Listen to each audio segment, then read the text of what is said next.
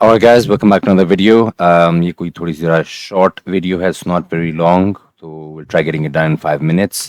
ये है हमारी G8 basket कैसे क्रिएट करनी है. So this website is mataf.net जो कि हमने यूज़ करना है. प्रीवियसली भी इसके ऊपर आई बिलीव एक और वीडियो मैंने इसको कवर किया हुआ है इन जनरल इस वेबसाइट को. सो मताफ के ऊपर जो डेटा मिलता है ना करेंसी इंडेक्सेस और इसके लिए जो हम यूज़ करते हैं अपने एनालिसिस में कर सकते हैं कोरिलेशन वगैरह, ये पहले पेड होता था. इवन आई यूज टू, मैंने भी जब शुरू शुरू में आया था तो I was paying for it. तो उसके बाद इवेंचुअली मैंने फिर जब ये सर्विसेज आई तो I stop paying. Was I think $200 a month था या ऐसे कुछ करके प्राइस थी, मुझे एग्जैक्ट नहीं याद आ रही, लेकिन 200 समथिंग थी. तो हम इसको यूज़ करेंगे एनालिसिस करने के लिए, ताकि हम जो इतने सारे पेयर्स हैं हर पेयर के थ्रू डेली ना करें. हम एक फ़िल्टर पहले से अपना बना लें और हम उसी पे ऑपरेट करेंगे. तो let's start and go straight away. So हम करेंसी इंडेक्स के सेक्शन पे जाएंगे. ठीक है, वहाँ पे आपका समथिंग कुछ ऐसा रिलेटेड ओपन होगा. ये आपका चार्ट है. First we gonna change this to line. This is how we want it to be. Secondly एक चीज़ याद रखना, ये 1 आवर पे है. इंट्राडे ट्रेडिंग के लिए हम लोग 15 मिनट का टाइम फ्रेम यूज़ करते हैं. तो अब ये यूएसडी का 15 मिनट की बेसिस के ऊपर करेंसी इंडेक्स है. हमने इसको करना है compare with the other indices. मैं क्या करूँगा, let me just come down a bit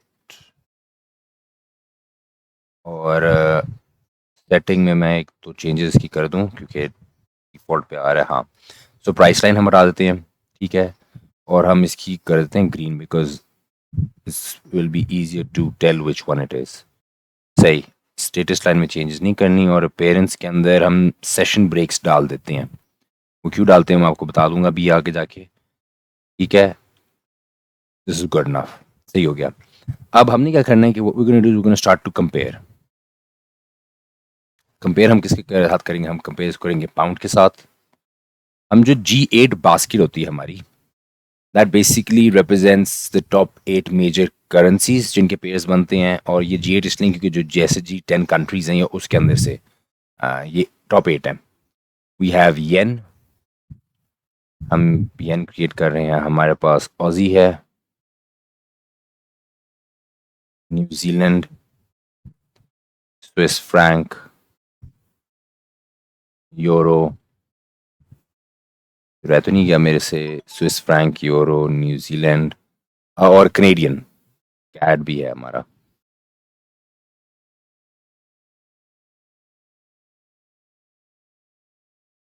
हो गया, सुना है 1 2 3 4 5 6 7 8. ये हमारी 8 पूरी हो गई. सो हमारी G8 की बास्केट अभी बन गई है. इसको थोड़ा ऐसे ही रहने देते हैं. ये जो लाइन, मैं एक मिनट इसको थोड़ा डार्क कर दूं so it's a bit more. इसको लाइन कर देते हैं. I hope this is more simpler. नहीं, I think it be bit hard to tell. इसको ये कर देते हैं और डॉटेड ही रखते हैं. अब सही आ रहा है. So see this represents new day. यहाँ से सेशन आपका आगे शुरू हो रहा है. अच्छा, ये सारे कलर्स रिप्रेजेंट कर रहे हैं डिफरेंट डिफरेंट लाइंस को. आपने अपने हिसाब से अपने मुताबिक इनको कलरिंग दे देनी है. ये बेसिकली बता रहे हैं करेंसी हमारी जीरो लाइन से पॉजिटिव या नेगेटिव गई है, किस डायरेक्शन में है. हमने जब भी कोई दिन स्टार्ट करना है तो लेट्स से मैं ये देखे ना, so I bring this to the end start of the day. ये बेसिकली उस दिन का बता रहा होता है जीरो लाइन से करेंसी के अंदर. लाइक आज के लिए euro has been the best performing currency and yen has been the worst performing currency. ठीक है, ये आज का है. सो ऑफ कोर्स मैं आज ट्रेड करूंगा, मुझे आज का फिल्टर निकालने के लिए प्रीवियस डे देखना है. तो let me just look at the previous day. Previous day की सेटिंग करने दें.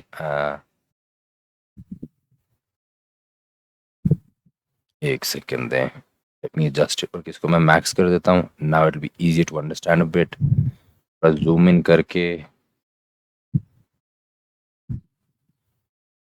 ये सही आ रहा है.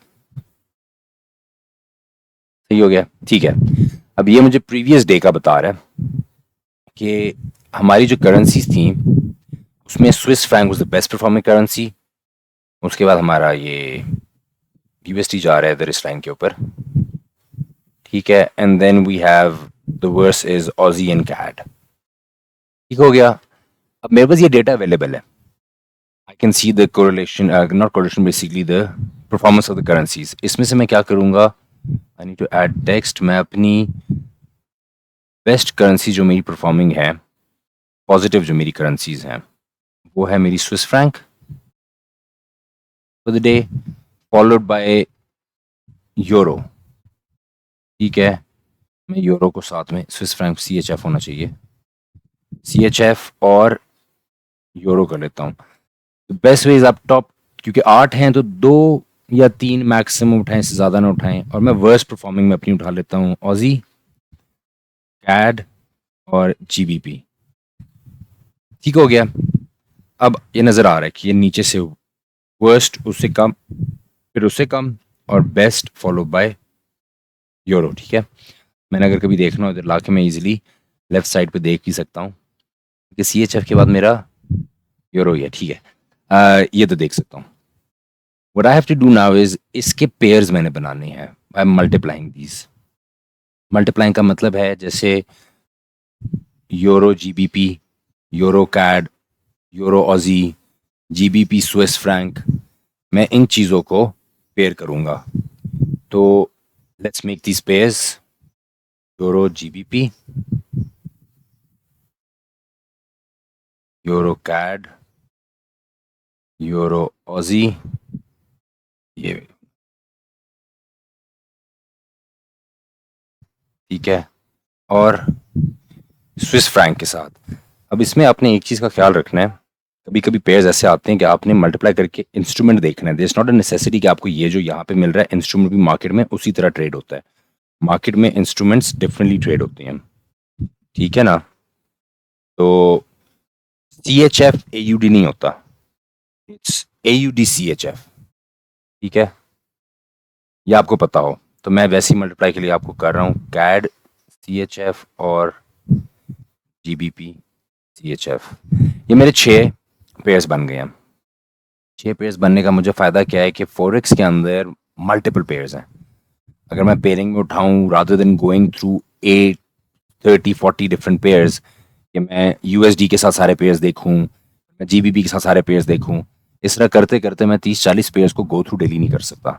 This is a nice way for me to actually have my filter. वो फिल्टर करने के बाद मुझे पता लगे कि अब मैंने इन पेयर्स पे नज़र रखनी है, इसके अंदर कोई ना कोई प्ले होगा। वो कोई पैटर्न हो सकता है, वो DST हो सकता है, वो क्या कहते हैं सेकेंड डे प्ले हो सकता है, कोई ना कोई एक्टिविटी पोटेंशियली अब इसमें नेक्स्ट डे में आएगी। जैसे मैंने आपको सेशन ब्रेक से कहा था ना, this basically determines a new day. तो अब जब नया दिन स्टार्ट होगा, I would actually be ready for it कि हाँ I am expecting some sort of activity in these.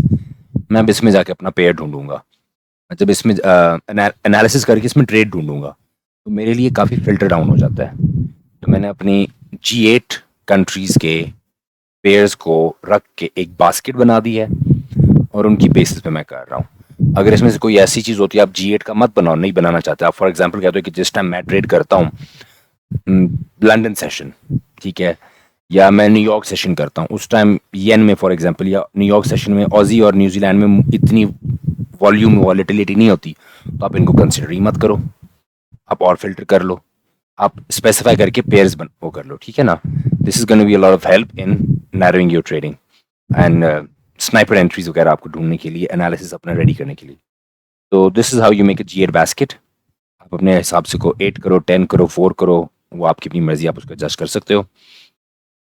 लेकिन ये याद रखना कि this helps us B ready for the next day. Daily करना है स्टार्ट ऑफ द डे पे। इसको फर्दर ट्रेड कैसे करना है, ये डिस्कॉर्ड और उसके अंदर सारा कवर हुआ है। इसके ऊपर और जो चीज़ें हैं जैसे बुक्स होती हैं हमारी, ऑर्डर बुक्स होती हैं, और उनको कैसे यूटिलाइज करना है यूजिंग दिस नॉलेज, वो फर्दर हमने अपने जो एक्टिव ग्रुप्स हैं उसके अंदर वो कर रहे होते हैं। This is just to give you glimpse of how potentially you can use this. आप इसको वैसे ही अपने फिल्टर के लिए यूज कर सकते हो। ठीक हो गया। I hope this was good information that help you kind of save a lot of time, narrow your things down, ताकि कल कोई प्रॉब्लम ना हो and then you are ready for your day. So keep practicing, keep trading, keep going, and course को details में देखना। जितने भी हमारे कम्युनिटीज़ हैं, जितने भी सोशल हैंडल्स हैं, उस पर जाएं, ज्वाइन करें, एक दूसरे से हेल्प करें, मेरे से हेल्प मांगें। so we can start proceeding and make some real good gains in this market and make a lot of money together. All right. Take care and keep trading.